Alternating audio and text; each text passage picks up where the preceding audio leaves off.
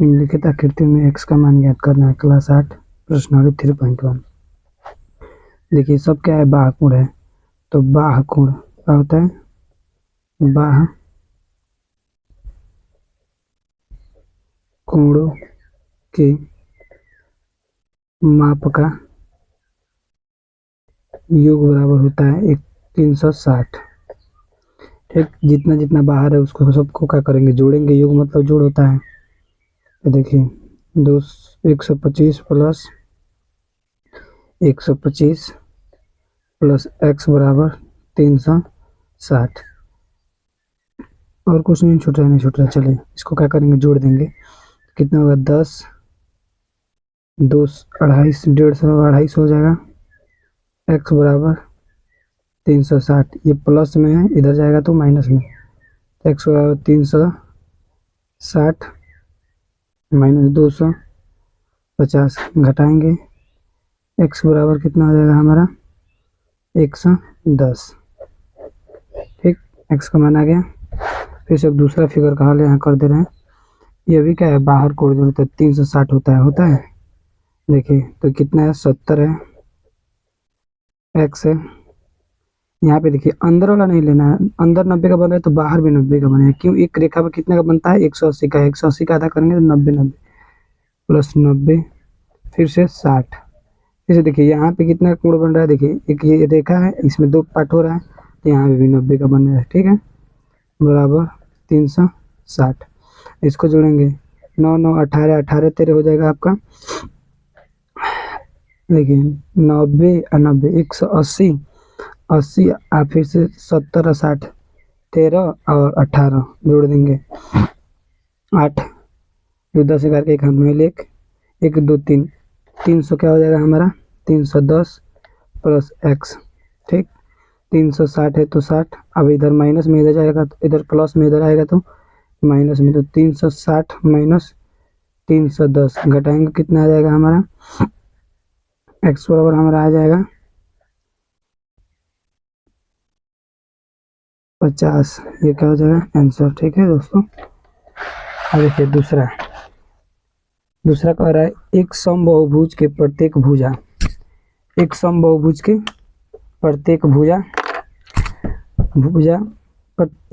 एक समबाहुभुज के प्रत्येक बाह्य कोण का माप ज्ञात कीजिए जिसकी भुजाएं हैं। इसका एक फॉर्मूला होता है। देखिए क्या फॉर्मूला होता है। अब भुजा की मतलब निकालना हो, भुजा को हम n से दर्शाते हैं, तो बाह्य कोण का माप पहले निकालना है, तो लिखाएगा बाह्य कोण के माप बराबर 360 बटा n। n से हम भुजा मान लेते हैं, क्या मान ले रहे हैं, n से भुजा। अब यहाँ पे क्या करेंगे, रखेंगे 360 है तो 360, भुजा का मान कितना है 9, रखेंगे, काट देंगे, 40 आ जाएगा। बाह्य कोण का माप कितना आ जाएगा, 40 आ जाएगा। एक फिर से कितना है, दूसरा कंडीशन कितना है, देखिए ये हो जाएगा 360 फिर से 15, इसको काटेंगे तो आ जाएगा आपको 24। बाह्य कोण कितना आ गया दूसरा, 24। ठीक है, अब देखिए तीसरा क्या बोल रहा है। तीसरा बोल रहा है कि एक समबाहुभुज की कितनी भुजाएं होगी यदि वह बाह्य कोण का माप इतना हो। तो देखिए बाह्य कोण का माप दिया है, भुजा n पूछ रहा है, तो ये इस फार्मूला से भी आप निकाल सकते हैं, नहीं तो आप लिख सकते हैं n मान हम जानते हैं भुजा की संख्या क्या है, n ज्ञात करना है।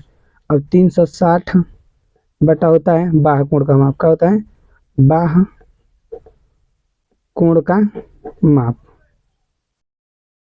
ठीक, फॉर्मूला ये होता है, n निकालना हो तब, मतलब भुजा की संख्या निकालनी हो तब ये फॉर्मूला लगाएंगे और लिखेंगे 360 भागे 24। अब क्या करेंगे, इसको भाग देंगे। ठीक, 15 बार में कट जाएगा, कितने बार में, 15 बार में कट जाएगा आंसर। ठीक है, अब चलिए चौथा क्वेश्चन। एक समबाहुभुज की भुजाओं की संख्या ज्ञात कीजिए यदि इसका प्रत्येक अंतःकोण 165 का हो। देखिए पहले क्या कह रहा है हमको ज्ञात करने के लिए, देखिए भुजा की संख्या ज्ञात करना है, तो भुजा की संख्या बराबर क्या होता है, n बराबर होता है आपका फॉर्मूला 360 बटा बाह कोण, ठीक, बाह कोण का माप ये होता है। तो अब ये आप बताइए, बाह कोण इसमें कहीं दिया है, नहीं दिया है, अंतः कोण दिया है। तो बाह कोण ज्ञात करने के लिए लिखाएगा प्रत्येक का अंतः कोण कोण माइनस बाह कोण, बाह कोण का माप, ठीक है। तो 180 होता है माइनस 100 क्या है 65 है, क्या है 165 है, घटाएंगे तो कितना आएगा 15 आ जाएगा, ठीक है। 10 में से 5 गया 5, यहाँ बचा 7 में से 2 गया 1 1 0, ठीक है 15। अब हमारा बाह कोण का मान कितना आ गया, माप कितना आ गया 15। अब यहाँ पे लिखेंगे n बराबर 360, 15 यहाँ रखेंगे, काटेंगे इसको, कितना बार में कटेगा 15 दूनी 30, 24 बार में, कितना बार में 24 बार में आपका आंसर हो जाएगा।